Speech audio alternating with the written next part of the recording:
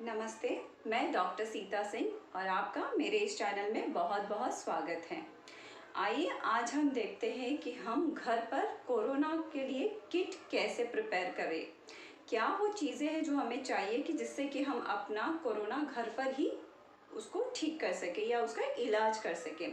आपको बिल्कुल भी पैनिक नहीं होना है। अगर RT-PCR टेस्ट पॉजिटिव आता है तो किसी अच्छे डॉक्टर से आप टेली कंसल्टेशन ले लीजिए, मेडिसिन प्रिस्क्रिप्शन ले लीजिए और घर पर क्वारंटाइन करके अपने आप का इलाज कर सकते हैं। तो पहले देखते हैं कि क्या वो 5 से 6 चीज़ें हैं जो हमें घर पर रखना है, घर पर हमेशा।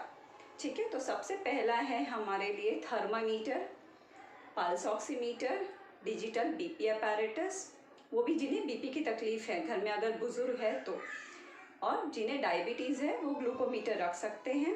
एक मेडिसिन का फॉर्मल किट बना लीजिए जिसमें paracetamol, vitamin C, zinc, calcium, vitamin D3, B12, जो भी हेल्थ सप्लीमेंट्स हैं वो आप रख सकते हो। और छठवा है स्टीम मशीन, या अगर स्टीम नहीं है तो गर्म पानी टोप में आप उसका भाप ले सकते हो। तो पहले देखते हैं कि ये आप घर पर कैसे करेंगे। सपोज आपने घर पर अपने आप को क्वारंटाइन कर लिया, तो आपको करना कुछ नहीं है। एक पेपर में जो भी आपको ये रीडिंग्स आ रही है वो आपको रीडिंग मेंशन करके रखना है। ये देखना है कि आप नॉर्मल रेंज के अंदर आपकी सारी रीडिंग्स आ रही है या नहीं आ रही है। दो मेन इंपॉर्टेंट चीज़ है, वो है आपका थर्मामीटर और पल्स ऑक्सीमीटर। ये दोनों चीज़ें इंपॉर्टेंट है।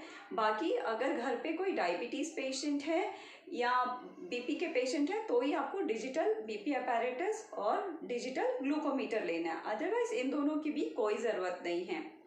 तो पहला हम देखेंगे कि थर्मामीटर हम सबको पता है दो आता है, एक होता है इलेक्ट्रॉनिक और एक होता है मैनुअल। मैनुअल में अगर 95 है, 94 उसमें मार्क होता है, 95 से 94 एकदम नॉर्मल है, उसके ऊपर गया तो ही बुखार कंसीडर किया जाता है कि बुखार है। और डिजिटल में अगर आप देखेंगे तो 98.6 को नॉर्मल रेंज कंसीडर किया जाता है, उसके ऊपर गया तो फीवर में कंसीडरेशन होता है। तो आप डॉक्टर की सलाह से जो मेडिसिन है या प्लेन पैरासीटामोल या कुछ आपको दे रहे हैं एंटीवायरल वगैरह, आप वो स्टार्ट कर सकते हो घर में। तो ये हो गया हमारा थर्मामीटर। तो थर्मामीटर आपको दिन में 3 बार बुखार चेक करना है और आपको नोट डाउन करते रहना है। उसके बाद में हम देखते हैं पल्स ऑक्सीमीटर हम उसमें सैचुरेशन देखते हैं ऑक्सीजन का, ऑक्सीजन लेवल हमारे लंग्स में, हमारे बॉडी में कितना है वो उसमें हम देखते हैं, जिसे SpO2 कहते हैं। तो SpO2 नॉर्मल रेंज होता है 95 से 100 तक, 94 भी चलता है, कोई इतना डर नहीं, आप पैनिक वाली बात नहीं है। अगर 90 भी आता है तो घर में आप ब्रीदिंग एक्सरसाइज के करके वो ऑक्सीजन जो सैचुरेशन लेवल है वो मीट कर सकते हैं।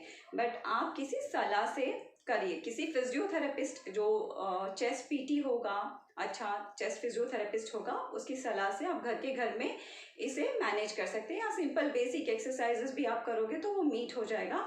मैं अपनी डिस्क्रिप्शन बॉक्स में ब्रीदिंग एक्सरसाइजेस के लिंक्स डाल दूंगी, आप उसे भी फॉलो कर सकते हो।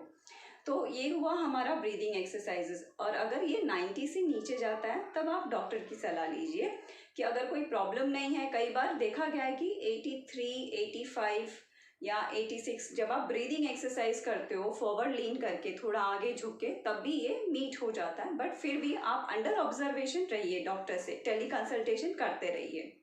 तो ये हो गया हमारा सैचुरेशन ऑफ ऑक्सीजन। उसके बाद में बीपी अपैरेटस मैनुअली जो रेडीमेड मिलता है डिजिटल, वो बहुत इजी है, कोई भी यूज़ कर सकता है। कफ बेल्ट वगैरह सब कुछ उसमें दिया है, इंस्ट्रक्शन दिया है, बस आपको फॉलो करना है और देखना है। नॉर्मल रेंज होता है 120/80, that is systole by diastole. Plus और -10 आप कंसीडर करके चलिए कि एकदम नॉर्मल है, डरने की कोई बात नहीं है। उसके बाद में अगर जो ज़्यादा है, जो हाइपरटेंशन है, तो उनको ऑलरेडी डॉक्टर्स प्रिस्क्रिप्शन दे रखे होते हैं बीपी का, तो वो बीपी टैबलेट अपना कंटिन्यू कर सकते हैं। ऐसा नहीं है कि आपने कोविड का मेडिसिन चालू किया तो आपके जो बाकी के मेडिसिन है वो आपको बंद करने हैं, नहीं, आप वो भी कंटिन्यू करिए और ये भी कंटिन्यू करिए, दोनों ही करना है। बेसिकली जो भी MD फिजिशियन आपको प्रिस्क्रिप्शन देते हैं वो आपको पूरा गाइड कर देते हैं उसमें कि ये मेडिसिन कंटिन्यू रखना है करके। उसके बाद में हम बात करेंगे आपका डायबिटीज़ का। तो डायबिटीज़ नॉर्मल लोगों में 70 से 100 खाली पेट और 140 के अंदर होता है खाना खाने के बाद, यानी 2 घंटे बाद। ये नॉर्मल लोगों का नॉर्मल रीडिंग है। डायबिटीज़ पेशेंट्स पे खाना खाने के पहले 100 तक आ जाता है और उसके बाद में 140 से 200 या 190 के बीच में ये रेंज होना चाहिए। अगर इससे अपलिफ्ट हो रहा है या डाउनलिफ्ट हो रहा है, जो भी रीडिंग्स हैं, तो वो अपनी डायबिटोलॉजिस्ट से कंसल्ट करके इसे कंट्रोल कर में रख सकते हैं। डायबिटीज़ पेशेंट्स के लिए तो घर में ही अगर 10 से 15 मिनट वॉक करे मॉर्निंग में, फिर इवनिंग में, फिर नाइट में, मतलब ऑलमोस्ट 45 मिनट्स वॉक हो जाएगा तो उनके लिए बहुत अच्छा है। और अभी सेहत का बहुत इंपॉर्टेंस है तो रखना ज़रूरी है। विटामिन सी, अगर किसी किसी को एलर्जी मैंने देखा है, तो घर में आप क्या कर सकते हो, 2 से 3 आंवला ले सकते हो, उसे दिन में 2 से 3 बार में खाइए। आपका पूरा जो विटामिन सी का है वो नीड पूरा हो जाएगा। आप घर पे खुद को हाइड्रेट रखिए। नींबू पानी, नारियल पानी, ये दिन में 2 से 3 ग्लास आप पी सकते हो। थोड़ा थोड़ा करके पीना, ऐसे नहीं कि बहुत ज़्यादा इकट्ठा पीना है। और ब्रीदिंग एक्सरसाइजेज आप करना है। तो ये सारी चीज़ें अगर आप फॉलो करोगे घर पे, आप देखो कि आप घर में ही ठीक हो जा रहे हो। तीसरी चीज़ है कि आप स्टीमर मशीन काफ़ी लोग रखते ही है, लेडीज़ के पास होता है, तो वो उसका भाप ले सकते हैं। आप दिन में 2 बार लीजिए या दिन में 1 बार लीजिए या अल्टरनेट डेज लीजिए, डिपेंड करता है कि आपका कंडीशन कैसा है, उसके हिसाब से आप भाप ले सकती हैं। तो नॉर्मल नेचुरल जो चीज़ है जिसे हम लोग अजवाइन कहते हैं, वो उसमें डालिए और उससे स्टीम ले लीजिए। तो इससे आपके नेसल जो ब्लॉकेज है वो क्लियर होगा, चेस्ट कंजेशंस में थोड़ी सी रिलीफ हो जाएगी। तो स्टीम लेना बहुत ज़रूरी है। दूरी बनाए रखिए बाकियों से और घर में अच्छे से खा पी कर रहिए जितने हो सकते हैं। जिंक अभी हमारे नॉनवेज में होता है, जो हम लोग डेली खाते हैं उससे हमें नीड हो तो जाता है, लेकिन कभी कम पड़ता है और ऐसे टाइम पे एक्स्ट्रा सप्लीमेंट्स की ज़रूरत पड़ती है। तो बेसिकली वो तो सारे आपको डॉक्टर खुद ही गाइड कर देंगे। तो और अगर कुछ आपको क्वेरी होगी तो आप प्लीज़ नीचे आपके कमेंट बॉक्स में मुझे लिखिए, पूछिए रिलेटेड टू कोविड। अब जितना मेरा नॉलेज होगा उतना मैं आपको बेस्ट बता सकती हूँ। घर पर रहकर इलाज करिए, लेकिन सावधानी से इन सारे चीज़ों को मॉनिटर करिए। जहाँ आप देख रहे हो कि ये चीज़ें बाहर जा रही हैं, वहाँ पे इमीडिएटली प्लीज़ आप टेली कंसल्ट करिए डॉक्टर से और घर पर रह के स्वस्थ रहिए। कोशिश करिए कि बेड हॉस्पिटल में उसे मिले जिसे उसकी सबसे ज़्यादा ज़रूरत है। हमें घर पर रहकर या कोरोना पॉजिटिव आया तो उसके लिए हमें पैनिक होने की कोई भी ज़रूरत नहीं है। 70 से 80% लोग घर पर ही ठीक हो रहे हैं कोरोना के मरीज़। सिर्फ वही लोग एकदम जो पैनिक हो जा रहे हैं वो भाग रहे, तो आप प्लीज़ ऐसा मत करिए।